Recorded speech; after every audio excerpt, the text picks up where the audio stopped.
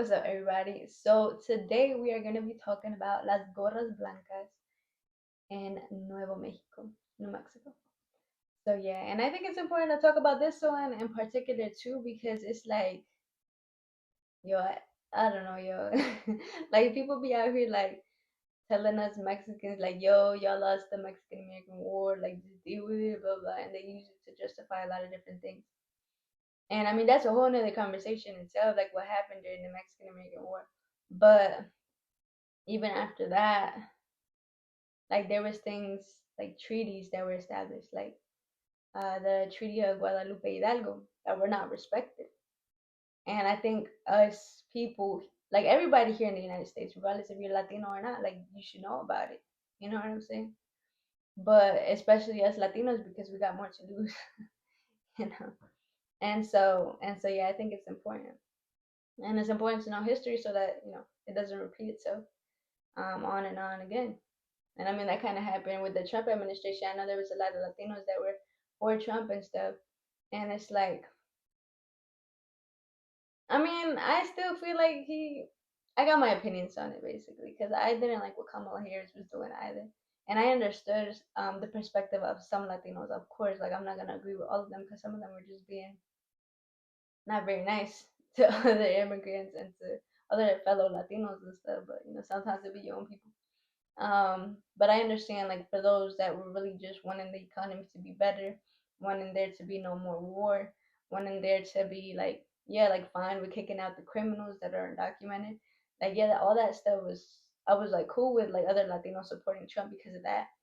Um, and then also like in terms of like the pro life Latinos, especially in the Catholic community, like yeah, like we didn't want more unborn babies being killed. And Kamala was very pro all that. I mean, they even had like free abortions apparently during the Democratic. I don't know what it was. I don't know what it's called, but it was like an event and stuff. And so yeah, I wasn't cool with that type of stuff either. So I mean, I was on board with some of the stuff that was happening that made Latinos like want to vote for Trump or support him, or just not vote for Kamala. Like I was cool with that some of the stuff. You know what I'm saying? So there's that. But at the same time, I feel like some were a little bit too naive and were thinking that everything was gonna be good. Like, cause I knew, I knew Trump getting in would be a loss for the undocumented population. A lot of undocumented people being Latinos. So that's why I was trying to be like, yo, all right, now we really gotta stand up for the immigrants. And I knew if Kamala won, then we really had to stand up for the unborn babies. At least that was my stand on that type of stuff. And I still think that we need to do both, but like stand up for unborn babies and for those that are like the undocumented population as well, that are just here trying to work hard and feed their families, right? Um, and then in terms of war, like we needed to stop war, but that was on both sides. Like Kamala and Trump were both, yeah. I mean, it's a disappointment what's happening, especially in Gaza right now. So yeah. Anyways, but what I was trying to say is that like yeah, some of my fellow like Latinos really got played because they really thought that Trump was only gonna be coming after the criminals, undocumented criminals and stuff. Um, but nah, I mean now we see that they were coming at everybody in schools and workplaces and stuff. Like they're not gonna be out here making no crime. Children, you know what I'm saying? Kids with cancer and stuff. I'll be hearing on the news and stuff. Like just crazy stuff like that. Like, and it's just so inhumane and messed up. So that's something that happened. Like promises that were broken, and especially for the Latino community because I feel like a lot of times, historically speaking, we just been like pushed aside, treated as second class citizens. So it is. That's why I'm not on the left or the right. Because if I am too much on the right, then I'm gonna be too naive, and then all of a sudden, the people that they call like American, um, it's not really me. It just seems like from the trans they just want a whiter America, to be honest. And I don't even like the word America, yo. That's like the whole continent, you know. Ugh. But people in the United States, they just want the United States to be all güeritos and stuff, all white, from what I'm getting at, and just speaking English, even though in California the first official language is Spanish. And I don't understand why we would, you know, be mad at that necessarily if that was the population that was there. But yeah, and then especially after the Treaty of Guadalupe, Hidalgo and what was happening, which we're about to get into. Anyways, so let's just get right into that now, actually. Okay, so we're gonna read two articles. The first one is actually like for kids, but it has a good explanation. So I was like, look, there's no shame in it. If it got the information, it got the information. So yeah, it's titled Las Gorras Blancas Facts for Kids by Kiddo or the Kids Encyclopedia Facts, I believe, one or the other. And so it starts. Las Gorras Blancas, which means the Whitecaps in Spanish, was a group active in the New Mexico Territory and the southwestern United States in the late 1880s and early 1890s. They formed because new settlers, often called Anglo Americans, were taking land. The group was started in April 1889 by three brothers, Juan Jose, Pablo, and Nicanor Herrera. They had support from local people and communities like El Burro and San Jeronimo in what is now San Miguel County. And here you can see a picture of the three brothers, Juan Jose, Pablo, and Nicanor Herrera. So, history of the Whitecaps. After parts of northern Mexico became part of the United States following the Treaty of Guadalupe Hidalgo, 1848, and the Gadsden Purchase in 1853, many Anglo Americans moved to these new areas. These new settlers often took land from both Native Americans and Hispanos. One common way was by squatting, which means settling on land that is not yours. These squatters often sold the land they took to people who bought and sold land for profit, especially after the 1862 Homestead Act. Hispanos asked for their lands back, but the government didn't help much. Sometimes it took up to 50 years for land claims to be processed, and during that time, new settlers kept taking land. And yeah, I mean, of course, it's unfair because, I mean, like I said, it took years for land claims to be processed, and sometimes it took up to 50 years, like I said. And during that time, I mean, the Hispanos kept losing out because new settlers kept taking their land. And I think it's interesting because there's like a parallel from this time period and up to this current period because back then, Los Hispanos, like, they were trying to do things the right way, going to the courts, going to the government, trying to ask for help in that way to settle the land claims, right? But they were still losing out because the new settlers kept taking the land at the time, and it was taking a really long time. And I see a parallel with today because a lot of Hispanos, um, especially Mexicans that I'm aware of, try to come here to the United States, do things the right way, like legally get their immigration status and stuff. Even if they're here undocumented, they're still in processes to try to get their legal status. But it's taking 20 plus years that I'm aware of for a lot of Mexicans, like especially the family based visas, which a lot of them, that's like the only pathway that they can come through. And so taking 20 plus years, but they're still losing out on that waiting period because they're still getting deported. And I mean, there's more to lose by being away from family and, this, that, and the third. Not being able to provide for their family if they wait in Mexico, and or if they get deported and not being able to provide for their family, which is very essential. And so I just see how, like, those parallels, like, oh, do things the right way, do things the right way, but then it's taking years for those things to really be processed. And they didn't even mention the amount of money. Like, I'm sure back in the day when they were trying to get those land claims, it was a lot of money trying to get the land back. And now I know for a fact that it's a lot of money to try to get like regularize one's immigration status. So it's just interesting to see how these parallels keep up coming up, even if it's not in direct ways. And then it says another problem was that Hispanos needed to show English documents to prove ownership. Since their land was previously part of Mexico, they only had Spanish documents. When the Atchison, Topeka, and Santa Fe Railway was built in the 1890s, Some powerful people, known as the Santa Fe Ring, planned ways to take land from the original owners. And I think that's interesting because, I mean, they couldn't get their land back unless it was in English. And so, I mean, of course, that's unfair if they weren't able to get their lands back just because of that. Maybe there were translators that they could get, but again, that's more money. That's more money. And I don't even know if the courts would validate them because I know, at least when I was looking into the cases of the Californians, the courts would always try to side with the Anglos. So it's like I don't really know in this case for New Mexico during this time period what was going on with the courts if they were also on the side of Anglos. But I wouldn't be surprised. I would not be surprised. And so yeah, I think that's interesting too because I mean there's just more barriers that get added to an already complicated process. Like I've spoke about how even to regularize your status, your immigration status here in the United States, there's also more barriers that get added on to the already complicated process.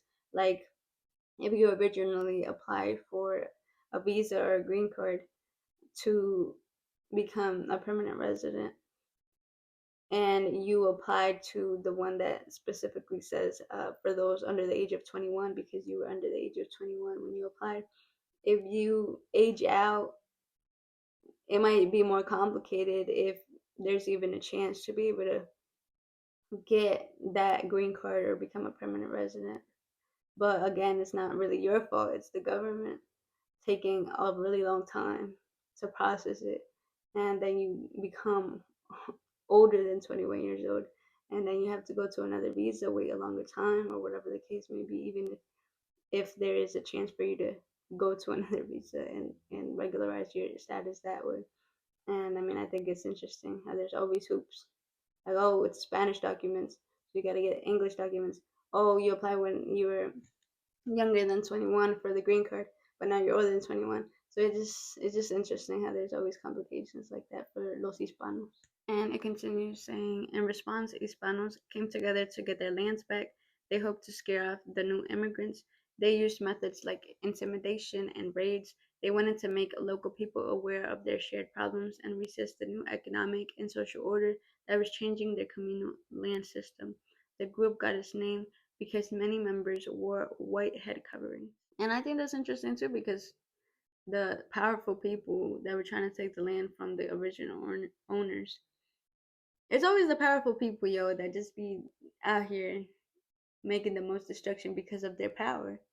Cause yeah, I mean, people be sinful and stuff, but when you got more power, you got more responsibility. That's how I see it. And if you're out here taking people's land and stuff in unfair ways, then it's just sad to see, to be honest. And we see this like even currently with what's happening over there in Gaza and like Donald Trump talking about he's gonna build hotels or something like that. Is what I heard. He said something crazy like that. That's all I know. And we shouldn't be doing that, yo. We really shouldn't be taking people's land just to get a dollar. Like then your dollar becomes money becomes your god at that point. And I don't think you should call yourself a Christian. And it's sad because people like Donald Trump and others call themselves Christians, but they're doing things like that. Like that doesn't really represent the Christian community very good, if I do say so myself. And then this with these people, the Santa Fe ring, I don't know if they were Christian or what they were, but at the end of the day, like what they were doing was wrong, and that's not something that should be done ever, of course. But it just makes me mad. Not gonna lie. That's why I be trying to be. Oh, yo, I can't like. I feel like we should all work together to try to be all like powerful and stuff, but we also gotta be super humble and like never give in to like greed and stuff like that. Because I feel like greed is always at the fundamental like aspect to all of this. Like racism started because of greed, like using people's labor as slaves to build your own wealth and never really share it with other people that are actually helping you with the labor and even out and stuff. Like using them as scapegoats of anything with like the Hispanos right now that are out here picking people's food and stuff like that and making a ton of money because these companies, these big farmers are making a ton of money off of the backs of los hispanos and stuff, the undocumented ones too. And then they're the same ones that are trying to keep the hispanos in the same position because that's the way that they can exploit them. And it just makes me mad because nah, yo, pay them what they're supposed to. And that's what people, like the white people even now, they're saying like, yo, pay people what they're supposed to. But that's one thing I really don't like too about white people is like y'all be directing your anger to the wrong people. Focus on the people in power. Stop focusing on the little people like los hispanos, the undocumented people. Yo, they're just trying to get by, feed their families, etc. They're trying to do things good, and a lot of these people are very humble, very good people. Pero son the elites that are out here coming not just for you, white people, but also for los hispanos, the undocumented people. And we just gotta be careful, yo. It's better to be united, us like the poor white people, the middle class people, regular people, and los hispanos, same thing, poor, middle class, and stuff. We should all be united to try to stop these powerful people with that are out here causing mass destruction, rather than focusing on the little guys. And that also goes for los hispanos. Stop focusing on other poor white people. Like I know they be racist sometimes too, but at the end of the day, it be the elite that we really gotta focus our anger on. And it's like, yeah, we should be calling each other out. Like, if another poor or middle class white person is being racist, or anybody in general is being racist, like, we gotta call them out and stuff. But I'm saying, like, if we're gonna prioritize something, then let's prioritize, like, making sure the powerful people are doing what's right because they got a lot of power, which can be used for good or be used for bad in big ways, you know? And also, I shouldn't have said like white people specifically. I'm more thinking about the Republican conservative white people because I know there's like the liberal white people that be out here like supporting the Hispanics. Um, some of y'all actually be helping out or trying to be helping out and got good intentions and stuff. I mean, there's still some things that I might disagree a little bit on, but with the liberal, other like liberal white people and stuff. But I'm more thinking about conservative and Republican, like Charlie Kirk, and I mean she's not white, but Candace Owens and stuff. Because they're, I just feel like they be focusing on the wrong people when it comes to attacking undocumented Hispanos or undocumented people in general. Because in reality, like we should all be uniting and trying to get at the elite because those are the ones that are really, they have a lot of power and they have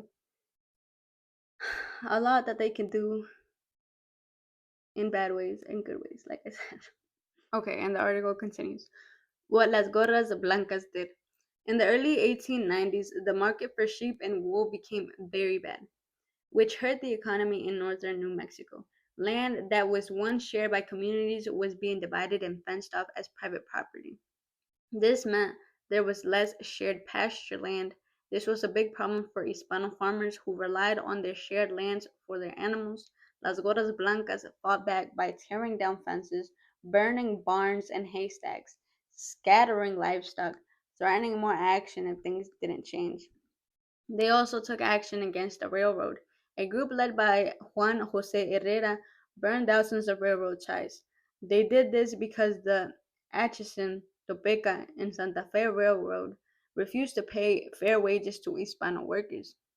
Members of Las Gorras Blancas also rode through the streets of Las Vegas, New Mexico, at night on horseback wearing their white caps. These rides often ended at the courthouse. And it's like, again, with nowadays, it's like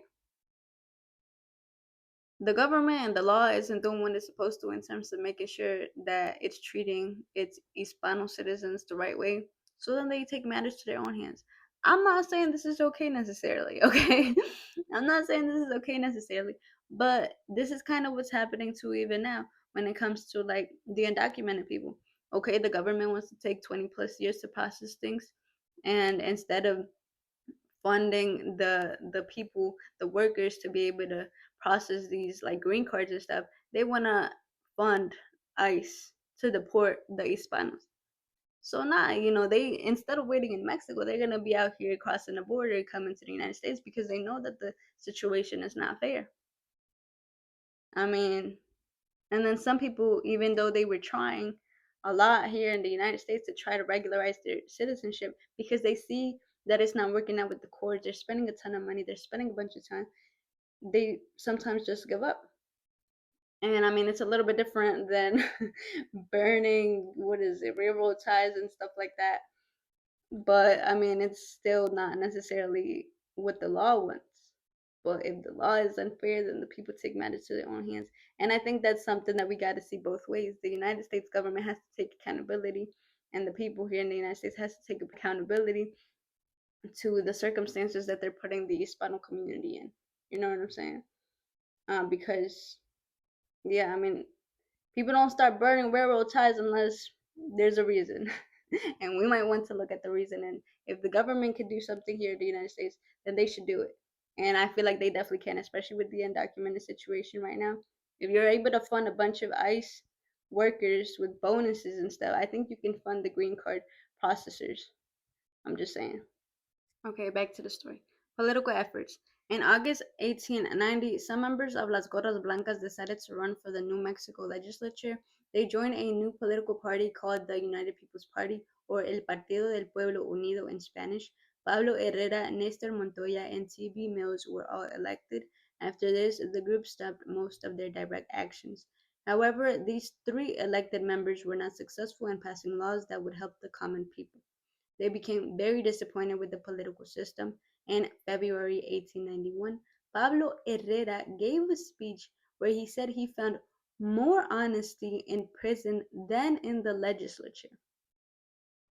After his time in the legislature, Pablo Herrera tried to restart Las Gorras Blancas.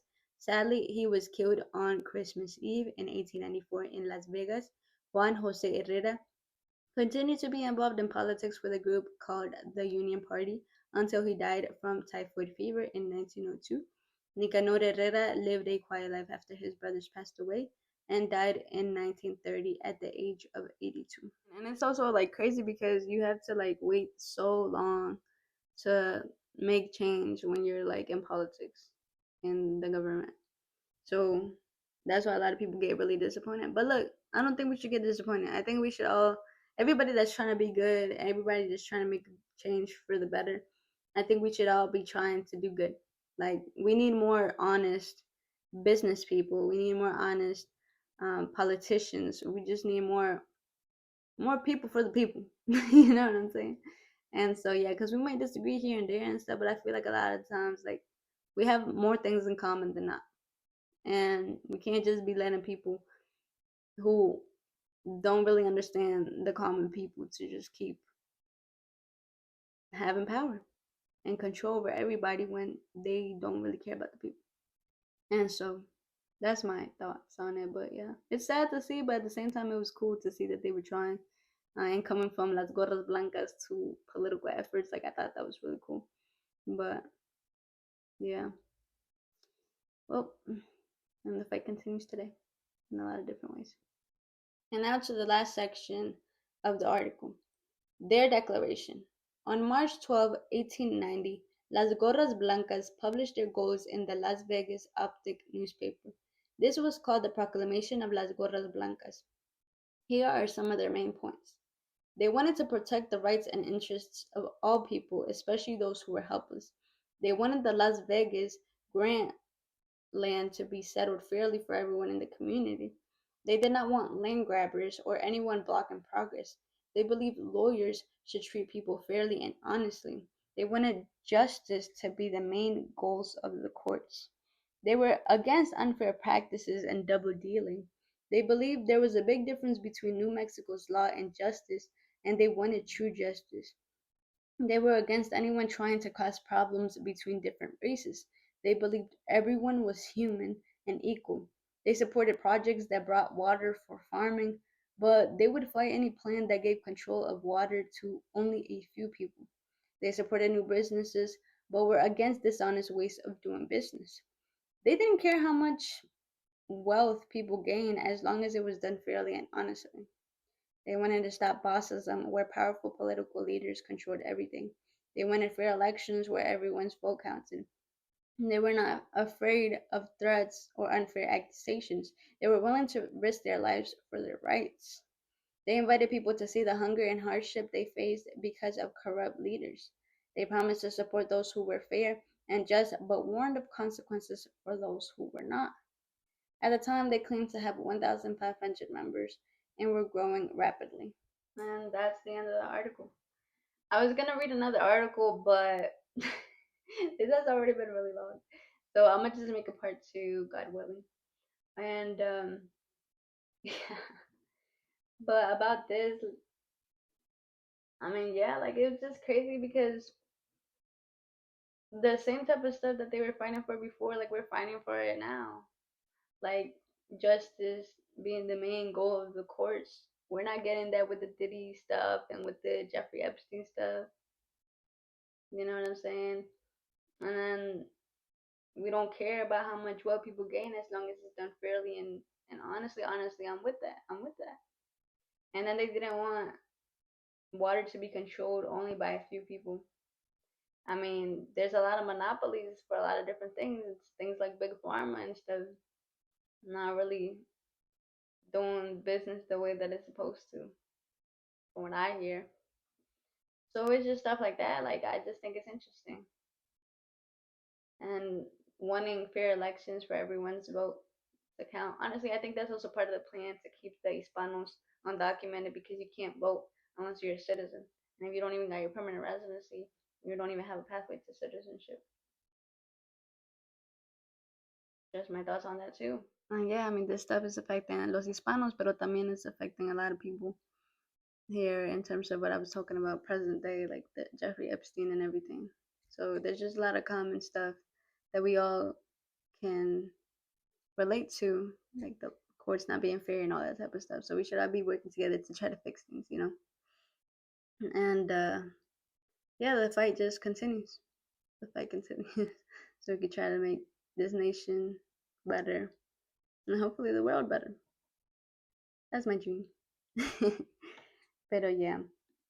Anyways, like I said, I was gonna like talk about the other one, the other article. I was gonna read it. I mean, and it was gonna kind of give the conclusion to what happened to it. Just a spoiler alert: we lost.